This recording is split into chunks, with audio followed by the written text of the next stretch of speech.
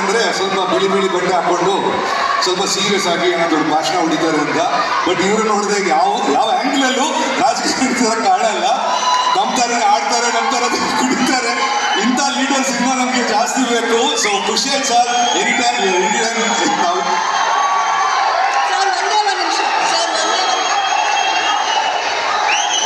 Actually ನಮ್ಮ Krishna Byregowda sir ಅವರು ಕನ್ನಡ ಅಂತ ಹಾಡಿದಾಗ ಅವರು ಸ್ಟೆಪ್ ಹಾಕಿದಾಗ ಬಂದಿರೋ ಸೌಂಡ್ ಇದೆಯಲ್ಲ, ಅನ್ಮ್ಯಾಚಬಲ್. ಯಾಕೆ ಮಾತಾಡ್ತಾ ಇದ್ದೀನಿ ಅಂದ್ರೆ ಸರ್, ಅವರು ಡೆಸಿಗ್ನೇಷನ್ ನೋಡಿದ್ರೆ ರೆವೆನ್ಯೂ ಮಿನಿಸ್ಟರ್, ಕರೆಕ್ಟಾ?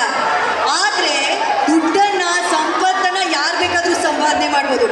ಈ ಸಂಪತ್ತಿದೆಯಲ್ಲ, ಜನರ ಪ್ರೀತಿಯ ಸಂಪತ್ತು, ಅದಷ್ಟು ಸುಲಭವಾಗಿ ಬರಲ್ಲ. ಅವರಲ್ಲಿ ಆ ಒಳ್ಳೆತನ, ಒಳ್ಳೆ ಕೆಲಸ ಇದ್ರೆ ಮಾತ್ರ ಬರುತ್ತೆ. ಬನ್ನಿ ನಮ್ಮ ಕೃಷ್ಣ ಸರ್ಗೆ ಒಂಚೂರ ಚಪ್ಪಾಳೆ. ಅವ್ರು ಇನ್ನೊಂದು ಆಗ್ತಾ ಇದ್ದಾರೆ, ಒಂದು ಕಾರಣ ಇದೆ, ನಾನು ನಿಮಗೆ ವೇದಿಕೆ ಮೇಲೆ ಇಡ್ಸೋದಕ್ಕೆ ಸರ್. ಇವರಿಗೆ ನೀವೆಲ್ಲರೂ ಶಕ್ತಿಯಾಗಿ ನಿಂತಿದ್ರೆ ಮತ್ತೊಬ್ಬರು ಶಕ್ತಿ ಇವ್ರ ಜೀವನದಲ್ಲಿದ್ದಾರೆ. ಅವರೇ ಮೀನಾಕ್ಷಿ ಮೇಡಮ್ ಅವರು ವೇದಿಕೆ ಮೇಲೆ ಬಂದಿಲ್ಲ ಅಂದರೆ ಈ ನೋಡ ಕಂಪ್ಲೀಟ್ ಅನ್ಸಲ್ಲ, ಈ ಕಾರ್ಯಕ್ರಮ, ಈ ವೇದಿಕೆ ಕಂಪ್ಲೀಟ್ ಅನ್ಸಲ್ಲ.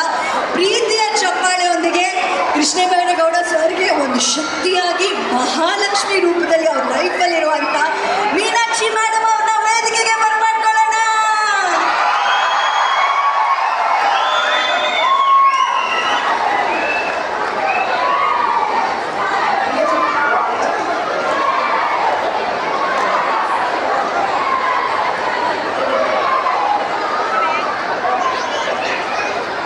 ಮೇಡಮ್ ಬಂದರು.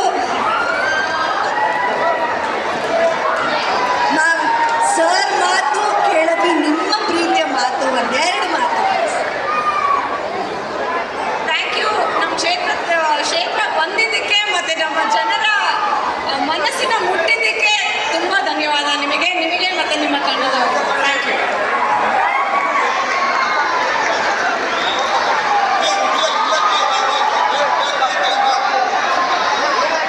ನಿಜವಾಗ್ಲೂ ಕೃಷ್ಣ ಬೈರೇಗೌಡ ಸರ್ ಮಾತು ಎಷ್ಟು ಕಮ್ಮಿ, ಅದು ಕೆಲಸದಲ್ಲಿ ಪ್ರೂವ್ ಮಾಡುವಂಥ ವ್ಯಕ್ತಿತ್ವ.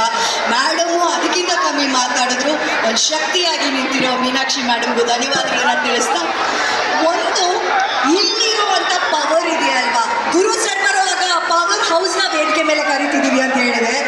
ಆದರೆ ನಿಮ್ಮ ಪವರ್ಫುಲ್ ಎನರ್ಜಿ ಅಪ್ಪಪ್ಪ ಇಡೀ ದೇಶಕ್ಕೆ, ವರ್ಲ್ಡ್ ಮ್ಯಾಪ್ಗೆ ಒಂದು ಎಕ್ಸಾಂಪಲ್ ಇದ್ದಂಗೆ. ಇಷ್ಟು ಜನ ಏನ್ ಸೌಂಡ್ ಮಾಡ್ತೀರಪ್ಪ, ಅದು ಯಾಕೆ ಗೊತ್ತಾ? ಇಲ್ಲಿ ನಮ್ಮ ಅಪ್ಪು ಸರ್ ಫ್ಯಾನ್ಸ್ ಇದ್ದೀರಾ, ಡಿಮೋಸ್ ಫ್ಯಾನ್ಸ್ ಇದ್ದೀರಾ, ಕಿಚ್ಚ ಸರ್ ಫ್ಯಾನ್ಸ್ ಇದ್ದೀರಾ, ನೀವೆಲ್ಲರೂ ಜೊತೆ ಸೇರಿ ಒಂದು ಎನರ್ಜಿ ಕೊಡ್ತಾ ಇದ್ದೀರಾ. ಹಾಗಾಗಿ ಬಹುಶಃ ಕೃಷ್ಣ ಸರ್ಗೆ ಅಪ್ಪು ಸರ್ ಫ್ಯಾನ್ ಸ್ಟೈಲಲ್ಲಿ ಹೇಳೋದಂದ್ರೆ ಆಕಾಶ ನೋಡದ ಕೈಗಳು ಅನ್ಬೇಕು. ಡಿಮಾ ಸರ್ ಫ್ಯಾನ್ಸ್ ಥರ ಹೇಳೋದಾದ್ರೆ ಯಾರೇ ಬಂದರು ಎದುರಾರಿ ಮಾತು